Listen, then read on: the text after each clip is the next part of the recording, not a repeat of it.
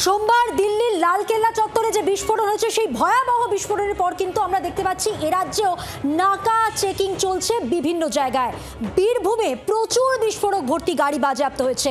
উদ্ধার হওয়া বিস্ফোরকের মধ্যে রয়েছে 20,000 জিলেটিন স্টিক। ঘটনাটি ঝাড়খণ্ড সীমানা লাগোয়া নলহাটির সংকেতপুর গ্রামে।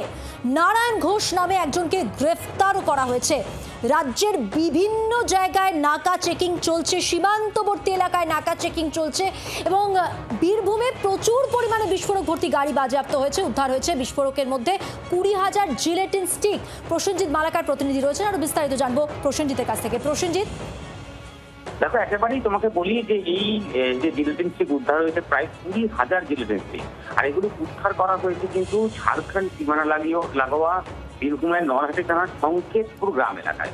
অর্থাৎ তুমি বুঝতেই পারছো, গতকাল রাত্রেবেলায় কার্যত পুলিশ গোপন সূত্রে খবর পেয়ে তদন্ত করছিলেন, তল্লাশি চালাচ্ছিলেন। সেই সময়তেই কিন্তু এই গাড়িটিকে আটক করা হয়, সেখান থেকেই কিন্তু বাজেয়াপ্ত করা হয় 20,000 এই জিলেটিন স্টিক।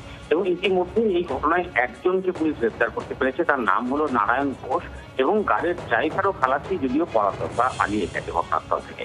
ঘটনার একটা জিনিস দেখো, সব থেকে বড় প্রশ্নের বিষয় যে বীরভূম জেলায় বারবার এমন বিস্ফোরক উদ্ধারের ঘটনায় রীতিমতো একটা চাঞ্চল্য ছড়িয়েছে।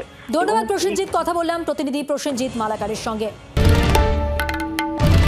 বাংলার আওয়াজ, বাঙালির আবেগ, জি 24 ঘন্টা।